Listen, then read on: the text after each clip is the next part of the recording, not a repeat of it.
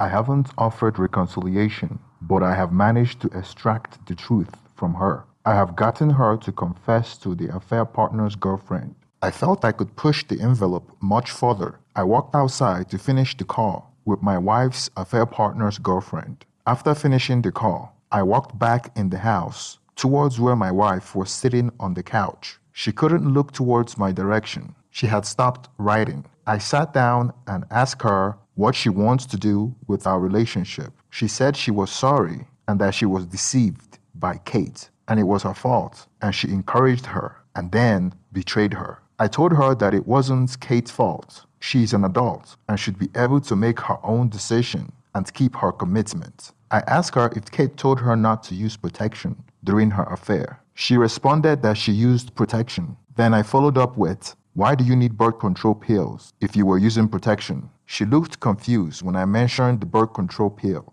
I asked her if she denies using birth control pill, and she wouldn't answer. She was face down and knows she has been caught. She's confused because she didn't know how I found out. I enjoy seeing her world crumble, especially when she doesn't know how I found out. She thought she kept her affair well hidden. She continued to mumble that she can fix everything. She said she will go no contact with the affair partner and Kate. I told her that I can't be in a relationship where I am constantly monitoring what she is doing. I asked her how I would know that she had gone no contact with Kate and the affair partner, and she pulled out her phone and texted the affair partner. She texted him something to the effect of, "My husband has found out about our relationship and your girlfriend now knows. Please do not call or contact me." She showed me the text before sending it. Then I asked her about Kate, and she told me that she needs to speak to Kate in person. I asked her why, and she wouldn't answer. Then I said,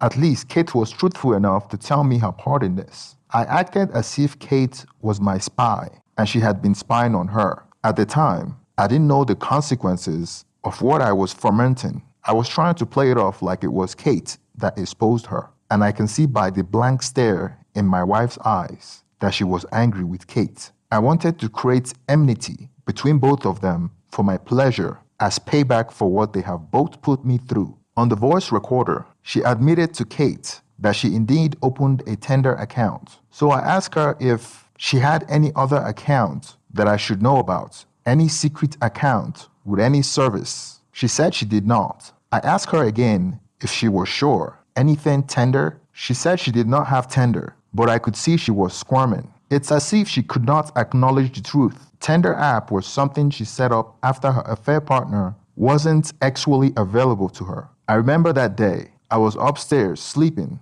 and she snuck out of our bedroom and went downstairs to speak to her affair partner. She told him, and I quote, "I am unbelievably horny, and if we don't meet up, I am going to Tinder," as she said to affair partner. I told her to give me her phone, which she did. I went to the Tinder website and select login by phone. She stood behind me. I asked her, "Are you sure you have no account?" She looked uncomfortable. She squirmed and mumbled, "I don't think so." I followed up by saying, "You don't think so, or you don't know?" She replied that she doesn't know. I followed up by asking her, how could she not know if she has a Tinder account or not? She went silent. She couldn't answer the question. I asked her one more time, what if I find Tinder on her phone? She mumbled that she had nothing to hide. I replied that she said the same thing 2 hours ago. I had her phone in my hand. I started to enter her phone number. I kept looking at her as I was typing the number. She abruptly jumped and tried to grab the phone out of my hand. I just held it tighter and pushed her away, and she fell on the couch and tumbled on the floor really hard.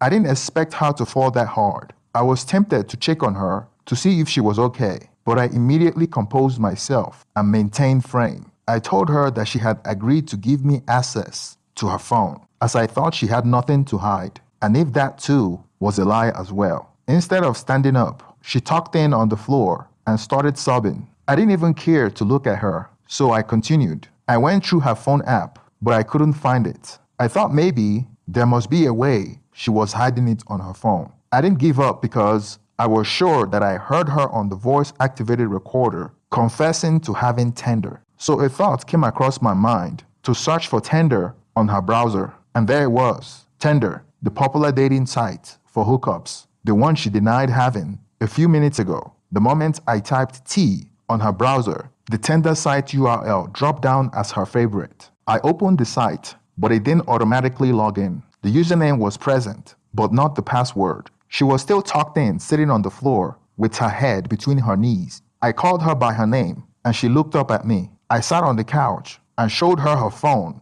by bringing it closer to her face, saying, "What is this?" She responded that she doesn't use it. I asked her if she doesn't use it, then why was a username there? And why was it saved as her favorite? She then changed her story, saying that she only used it once. I told her to log in, and she said she doesn't remember the password. I continued to try to gain access to the site. I submitted her number and got the access code and typed it in before I submitted it to log in. I asked her again, "Is this going to be bad?" And she said, "No, I don't use it." Perhaps she thought I wasn't going to log in. Then I gained access, and once again, she lied. On her Tinder profile, she had 26 Tinder matches and more than 41 unread messages. The last time she sent a message to someone was 3 days ago. She had used a pseudonym. On her profile photo, she had sunglasses and a hat on to disguise herself, but those who know her could tell it was her. I showed her the profile she created. Now she changed her story. Now she said she could explain.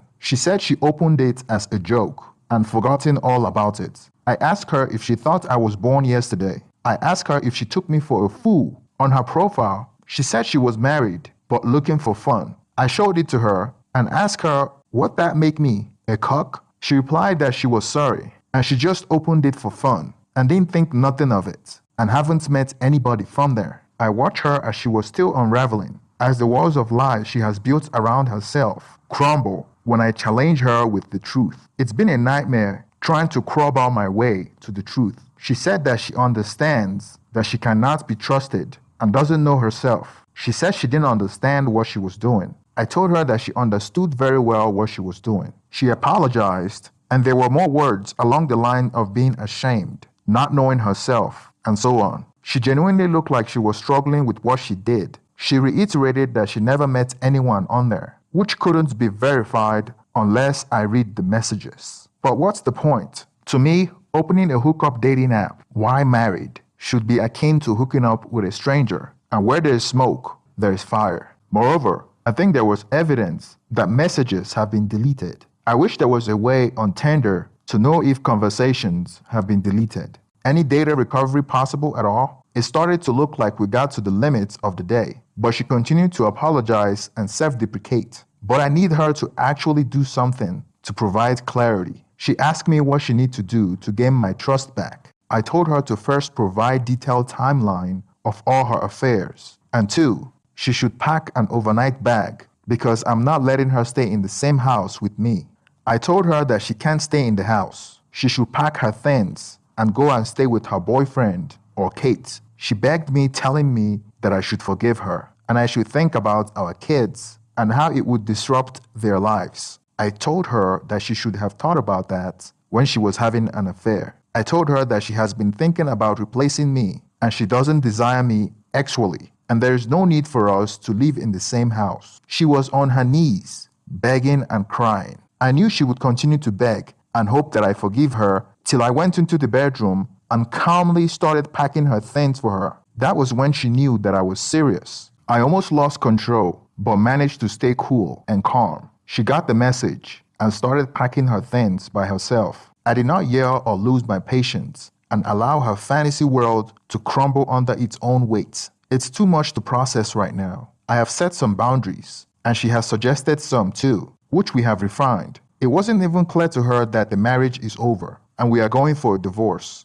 I have sent her away from the house as I cannot trust her, and I think that really hit her hard. So I'm now alone in our house, and the silence is deafening. So much to digest and think about. But for now, a cup of tea and some rest is in order. I checked my recording to make sure I record it on my phone and on the voice-activated recorder. The following day, I planned on turning in all the evidence to my lawyer. In terms of serving papers, I'm definitely going to be starting the process ASAP. I should really have gotten the ball rolling sooner, but it's been so sudden, and it's hard to get my head together. It's the next step for sure though. STD test, I have already ordered mine. Up to her to get tested herself. Kids, yeah, the tough part. would be trying not to disrupt the lives of my kids because of their mother's infidelity. I kept them at my parents' house during the confrontation and shielded them from anything nasty. I would soon meet up with my wife to come up with some sort of arrangement to ensure their life stays as normal as possible, since the default path is divorce at the moment. I would be considering a polygraph test as well, something to explore the idea that there have been more infidelity in the past and more lies. Something for a lot further down the road though I am nervous as hell. I will try to remain calm and assertive. I think I'm tired from the week, but I don't really want to just sleep or something. Maybe I will mow the grass. So after work the following day, she dropped off the kids at the house from school. I'm still not allowing her to stay in the house, but I don't know how long this would carry on because it's becoming a burden to both of us since it's disrupting how we care for our children. She also took the opportunity to take some of her stuff and to talk with me some more. I don't wish to reconcile with my wayward wife, but I want to dangle the carrot so she would come clean on her infidelities, even though I think I have enough. That way, I can get all the information I need to ensure that I get an upper hand on the divorce settlement. In my heart, I will not reconcile with her, even if I want, because I know truly that she doesn't feel attracted to me. If she was willing to sneak out of my bed in the middle of the night to call another man for the sole purpose of soliciting physical affection from him, then I am not a viable ex-war option for her. And to make matters worse, when he refuses her, she threatened to go on tender, and she actually followed through with it. So yesterday, when I met my wife when I dropped off our kids at her mother's house, we talked, and she told me that she called Kate, and they got into a verbal altercation after she sent her an angry text, and she came over to her shop and caused a scene, and they got into a physical altercation, and they both are no longer friends. As strange as that sound, I was curious about what happened, and I was delighted at the same time. I asked her what happened, and she said that she sent a message telling her that she was no longer her friend. I told her to show me the text. She responded that she had deleted the text. I asked her why she deleted the text, and she said she just felt uncomfortable about it. I asked her if it was because she knew I was going to check her phone, and she said no. I would later find out why she deleted the messages. More on that later. Here is how the confrontation went down, according to what wayward wife told me. Mind you, I would later get an alternate version that contradicted her version. So here is how she described the confrontation. She said Kate came to the place of her business because she wasn't returning Kate's phone calls and messages. She told Kate that she no longer wanted to speak with her because she encouraged her affair. Kate replied that she just wanted her to be happy and that her husband is boring and she wanted her to be happy. She responded that she was enjoying her marriage till Kate came along and ruined everything. That supposedly annoyed Kate enough for Kate to physically assault her, and they got into a fight and had to be separated by strangers. I find her story very strange, but I was glad that it ended up the way it did. I would later find out that her version was window dressed to the extreme to make her out as the good guy. She had a therapy session today, and she suggested and set up under her own initiative. She allowed me to look through her phone and check whatever I need. She also let me to use her phone and computer whenever I want to. I have asked her to write a complete timeline of events, including details, location, and so on, as part of the open and honest boundary. I would see if she takes the request seriously or not, and she does appear to be acting, though there are still a lot of words that I can't really take too seriously. She has been reiterating how sorry she is, but it's hard to see that for what it's worth, when it could easily be regret that she's been caught. Despite all her effort to convince me that she's a changed person, I'm still going to get a divorce. However, what I'm really struggling with is how to tell my two oldest children, and the eldest is very emotionally sensitive. All my kids are doing so well. My wayward wife is a good mother, but a terrible wife, and I don't want them to pay for her mistakes or have our separation hurt their perspective of security. On Monday, I went to speak to wayward wife in the morning. She's still at her mother's house. The kids are going back and forth, and it's inconvenience and straining both me and my wife. This is not going to be easy. On Monday, I went to see the divorce lawyer after work. The divorce document has been finalized. All I need to do is to serve my wife, I was undecided about telling my two kids and kept flip-flopping. On one side, I want to explain what's happening. Our living arrangement has been disrupted, and older kids have been asking questions. I told my wayward wife to come up with something to tell them and to tell me what she's going to say. I told wayward wife to inform the school so that we can be sure that there are no behavioral changes or problem due to our separation. This will need to be done irrespective of the kids being told. I asked wayward wife if she had completed the timeline, and she had. It's a fairly dry recounting of the facts, but it's a start, and it can be refined. I told my wayward wife that I would be collecting the kids and that I would bring them to her mom's house to see them. I picked up the kids and went to see my wayward wife at her mom's house. When I arrived at the house with the kids, her mom wasn't home, but some of her relatives were there. My mission that day was to break the news to my wayward wife that we would be getting a divorce and serve her the paper. However, when I got there, I started getting cold feet. I was getting second thoughts about reconciliation. When I saw her, on the exterior, she was still the woman I fell in love with, but I had to remind myself of what I heard on the recording and where she and Kate were making fun of me. How she sneaked out of my bed to solicit intimacy from a stranger. When he denied her, she opened an account on Tinder to look for men. She and her affair partner made fun of me when she said intimacy with me is boring, while she was having unprotected affair with him, risking my life in the process. And God knows how many people she met on Tinder. She's still the same person, but now feeling vulnerable and remorseful because she got caught. When I visited her at her mom's house, wayward wife and I played with the kids for a bit until we decided that we needed to talk. One of her relatives took the girls outside to play in the garden while we talked. When we were alone, she reiterated that she was sorry, that she was remorseful for what she had done, and that she would do anything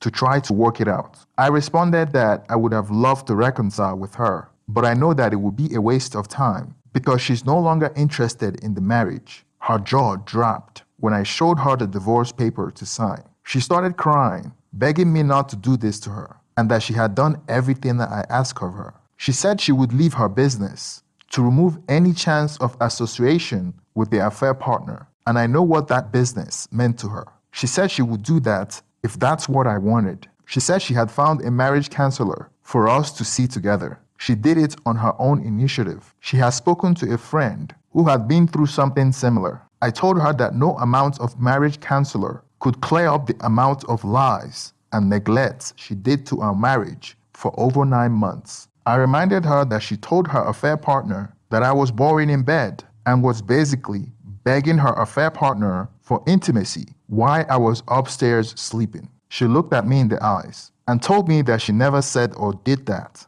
I responded to her that we have already been through this before, and I don't see how we could salvage this marriage.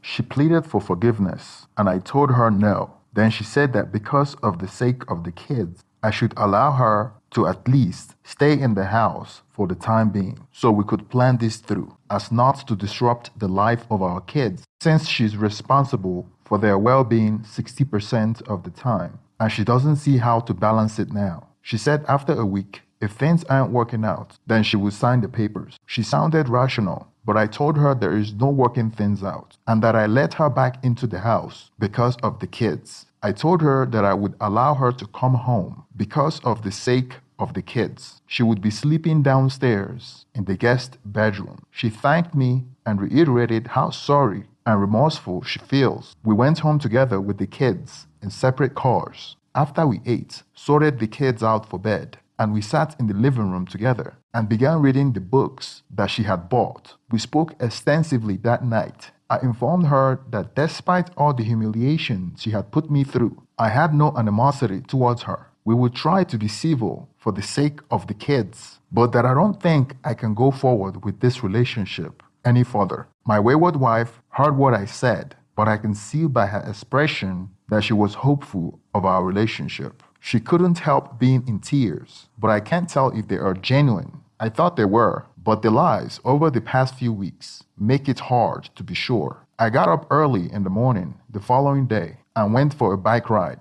Got back after an hour, and the kids were up, and wayward wife was awake and she had got them breakfast. This doesn't happen often, and I know it's going to be a guilty display of trying things, and it doesn't faze my resolve. I can't give her credit for doing something she's supposed to do in the first place. We sat on the dining table with my kids to eat breakfast. I looked across and I still couldn't look at her for too long, and my mood kept changing from anger and resentment to humiliation and a feeling of being used. After breakfast, I took my children to school. The following morning, we went for a run together. She suggested that she join me that morning, and it felt tense. Normally, we would chat and I would encourage her, and it felt like we had done something together by the end. This time, I could barely speak to her. I stayed with her and stopped when she needed a break, but I felt like she was just there so she could be closer to me. That way she could convince me not to move forward with the divorce. So I felt like she was just there to manipulate me. While I was at work today, I was feeling low about the situation with my wife, and for some reason, I checked out her Instagram profile picture so I can look at her. She hasn't been very active since I confronted her, and the last picture she shared was this really pretty picture of her in the park. Snowy, cold day, and she's tucked into her red coat with her hood up, smiling and looking fantastic. The same coat that I bought her on her birthday. I commented on her Instagram comment section when she posted it. I commented that she looked so beautiful, and I am lucky to be her husband. The picture was taken maybe an hour after she had met the affair partner for excess, using our kids as the excuse to go to the park and having her friend Kate cover for her. It was taken the Friday before last. It's a picture that sums up the deceit so completely that I no longer look at it. It was still her profile picture and on her Instagram. When I came back home that night, we spoke some more. The more I speak to her, the angrier I get. At that moment, I was thinking that it might not have just been a wise idea to have her around, even if it was for the sake of the kids, because she arouses a lot of negative emotions when I see her, and I would never heal with her around. In all fairness, she was doing her very best to assuage and calm me down. She was curious why I was mad at her all of a sudden. Then I brought up the picture. We talked about the picture on Instagram, and now I was curious as to why she continuously told me that she was happy when she was still sleeping with men behind my back. She couldn't give me a good answer. I asked her if she was really happy, or was she lying about being happy. She said she was happy, and the only reason she had an affair was for the thrill and the bad influence from her friend Kate. She apologized. I checked her Instagram again that night after we talked, and she deleted the picture that night. The following night, she made tea for both of us and some salad and chicken. We both sat at the dining table, our kids already in bed. I looked across on the dining table, and she looked more beautiful than ever. I know that I'm lusting for her because it's been a while since I've gone without intimacy. Although I hate her so much, I still tolerate her company. When I started getting the warm and fuzzy feeling, I would remind myself about who she really is. The person I heard on the voice-activated recording is who she really is. The beautiful woman in front of me is just a mirage. My mind kept telling me that I am living a lie, and the more she stays in the house with me, the more it becomes difficult to break away from her. I am trying to be patient, but every time she opens her mouth, all I feel she's telling me are lies. The following day, she's up by the time I finish my shower, and she has once again given the kids their breakfast. She goes shopping as she needs to get some items for her business and grab some lunch for both of us.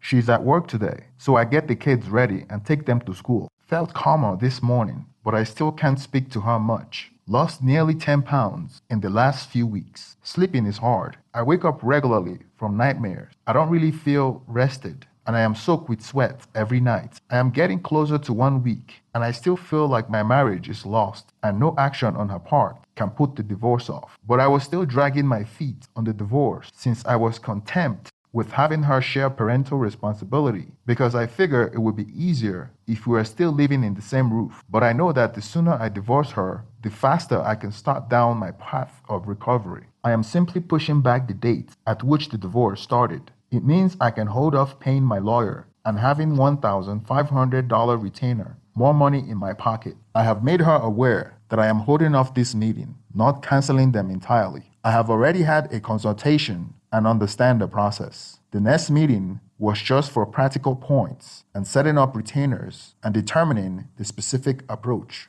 It's an extra step I wanted to take just prior to instructing them to begin. I took an STD test and it came out clean. I DNA tested my 3 kids and they were all mine. Cooking tea was for my sanity. Cooking makes me happy and I enjoy the process. It gives me something to focus on and helps let go of stress. I started cooking tea last night too, but I had to confront her about something she said to the affair partner about us never having X, and when we did, it was boring. I was furious and made it known how humiliating it was. She explained that it was not true, and she was not sure why she had said it. I told her to think on and come to me with an explanation. It made me angry, so I told her to finish cooking tea. She said she doesn't know why she said it, and that the last time we were intimate, she loved it. I told her that's not an explanation, and I want her to tell me why she said it. She again said she didn't know, and I repeated that I wanted to know why she said it, and that it is something she needs to think long and hard about. The same applies to the photos. I need to know why, and being absent-minded does not cut it. She agreed and promised to work on it. My impression of the boring excess comment is that she was trying to justify the reason she was trying to arrange the hookup to herself, as well as ego stroke the affair partner. I don't want to put words in her mouth. I reiterated today that I am undecided on continuing our relationship and that the only way any rebuilding can begin is for her to make regular significant progress. Part of that is finding the answer to the questions I have. The thing with telling the kids was twofold. One, so that she could compose something and research how best to do it so I could review in case we need to use it. And secondly, to put her on notice that this is very real possibility to drive home the situation. If we use it, we will of course both be there to tell the kids and we would both be helping them through it. I wanted to be absolutely clear at my kids. Our primary focus and getting them through this with minimal disruptions is the only thing that I want to be certain of. The decision to not tell them was made by me so that we don't unnecessarily burden them. We are definitely not back to our normal routine, and I want to make absolutely clear that the only reason I'm trying to remain calm is that I do not like being angry, jealous, or unhappy. All I am doing at the moment is putting a safe boundary around me so that I can process and come to terms with the loss of the future I thought we had. Those plans are all ash right now. I need to restart thinking about my future, and whether she is part of that is very unlikely. I need to walk through my raw feelings before I can make any progress here. It's all clouded at the moment by negativity. I am just working through this with my kids and my own best interest. If Wayward wants to start to recover, she has a long road to travel, and I cannot help her figure out her own problems. I am not some cock who is ready to follow, shaken and obedient like an abused dog. I am not going to be hard on myself, as this is all out of my control. All I can do, as you can say, is to take care of the kids and myself. Cheating is definitely a deal breaker. It's very important for me to reiterate. So 1 week has come and went. We still live in the same house, but sleeping in different bedrooms. She has been on her best behavior, cooking dinner every day, and doing more chores than she normally would. It's been incredibly difficult for me having her here. I knew she was trying so hard to reconcile, and she had been going to therapy, but I know deep inside that the marriage is on its last leg. Last night, I was in bed asking God for a sign that I should end my marriage. I am an atheist, by the way. Then a voice in my head told me that cheating on me with a client, lying about the birth control pill, calling excess with me boring, and soliciting intimacy from strangers is a good enough sign as I can get. I am taking steps to 180. I still go running, but I additionally joined a new gym that opened in the next town. I am still struggling to eat, but I am at least able to eat more than I was immediately post D-Day. I am drinking far less and eating healthier while still cooking. Sometimes it's easier, but I have an underlying feeling of sadness and humiliation, which, on occasion, would flare up into an anxiety or panic attack, and I am able to ground myself, though it takes a minute or so. Updates. So Sunday was interesting. I have been going out a lot to avoid spending time with my wayward wife. One night, on a Sunday of all days, I went to a bar close to my house. I was having a drink with a not so close friend whose wife was close to Kate, and I told him all that Kate has done and how she pushed my wife to carry on an affair. After finishing my version of the story, I was thinking he would be shocked or surprised. Instead, he responded that his wife actually told him about the confrontation. I was surprised that Kate spoke to his wife about it, thinking that all the confrontation has now gone viral locally. He said that his wife told him that Kate admitted to physically assaulting my wife after my wife backstabbed her. I was confused and asked him what he meant by that. He continued that my wife apparently had an affair with Kate's boyfriend. I didn't expect that. I thought maybe Kate was spreading lies, but I was patient because my wife is a liar as well, and her own version didn't make sense. At this point, I was furious, and he could see it in my face. He thought I was mad at him. Instead of continuing, he stopped and told me nervously that he wasn't trying to disrespect me, but that was the story that Kate is putting out there, and he doesn't know if it's true or not. I was so shocked that I held my drink in my hand there, wondering what just hit me. Putting two and two together, I connected what might have happened at my wife's store that day. I figure my wife must have sent Kate a text message or spoken to her on the phone accusing her of exposing her affair to me, which Kate must have denied. Kate came to my wife's workplace to straighten things out. Upon arrival, it may not have gone as planned. Words were exchanged, and my wife was irritated enough to want to hurt Kate. So she reacted by telling Kate that she slept with Kate's boyfriend. Kate must have believed her because she then proceeded to physically assaulting her, causing them to get into a big fight. This version made more sense than what my wife told me. The burden is on me to confirm whether it was true or not. I was skeptical whether my wife slept with Kate's boyfriend because I didn't hear both my wife and Kate's boyfriend on the audio recording. I thought maybe that was what my wife told Kate just to get her angry. Maybe it wasn't true. My wife and Kate are no longer on speaking terms, thanks to me. I wanted to get to the bottom of this, and I know that I couldn't ask my wife about it because she will lie about it. The only way I could find out was through Kate. I haven't spoken to Kate in a while. I think the last time I spoke to her was when we were at the restaurant under the invitation of my wife's affair partner. I still have Kate's number, but I don't want to call her. I felt like I would get the truth if I spoke to her face to face. I was impatient. I wanted to speak to Kate on Monday morning, thinking that maybe she would reconcile with my wife, and then the truth would never come to light. I feel like I can get confirmation from Kate that my wife indeed slept with her boyfriend. Then I would stop dragging my foot on the divorce issue. I already have enough to get a favorable divorce settlement, and my lawyer is on standby. I drove to Kate's house that she shared with her boyfriend and parked outside their house before she came back from work. I was hoping to confront her when she came back from work. I wasn't sure how she would react when she saw me. While I was waiting on her street, her car pulled up the driveway, and I met her as soon as she got out of her car. She was surprised to see me and asked me what I was doing there. I told her that I heard about what happened between her and my wife, and I was there to ask her why her boyfriend slept with my wife. She responded that she no longer has a boyfriend, and they broke up after he confirmed what my wife told her. She added that she was sorry for not letting me know that my wife was cheating on me, and she regretted how everything turned out. I pressed her on how she wasn't able to know that her best friend was having an affair with her boyfriend, and she turned the question back at me that how didn't I know that my wife was cheating on me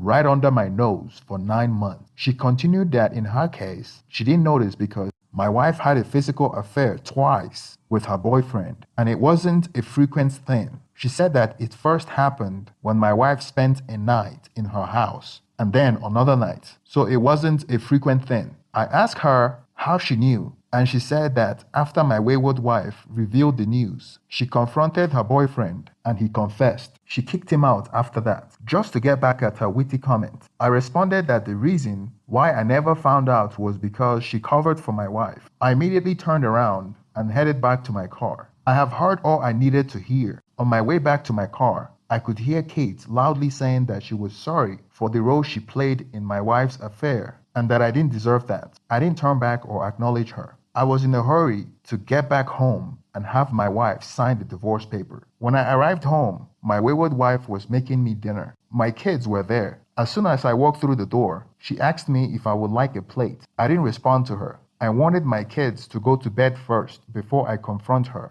I headed straight to my room to look for the divorce papers. She knew something was wrong by the way I didn't respond to her, so she followed me into the bedroom and continued to ask me what was wrong. What did I do now? She got into the room and I shut the door behind her so my kids wouldn't hear us. I was so angry. I knew that I couldn't keep my voice down once I start talking. As soon as I shut the door, I asked her why she lied to me about the incident that happened between her and Kate at the shop. She started crying and acting dumb. I told her that Kate told me everything. As soon as I said that, she immediately held both hands on her head and sat on the bedroom floor, crying. She was crying so hard my kids could hear her. She was acting like a brat. I told her that we're getting a divorce and she should sign the paper. I didn't feel like staying home that night. I know that she was crying and acting like a brat because I was there. I didn't want her to continue to cry because of the sake of my kids. So I took my laptop and some of my clothes and left the house that night.